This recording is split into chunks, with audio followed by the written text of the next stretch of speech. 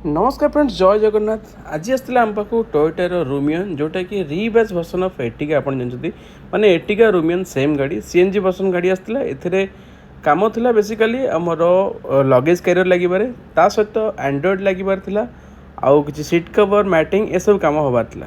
सो आमे रिसीव कला परे आमे लगेइथिलु जोटा कि एमटेक ब्रांड आपण देख पाते गो फॉर लगेज कैरियर, जोटा कि बेस्ट सुटेबल ए गाड़ी पे आप देख पाते 2025 गाड़ी थिला।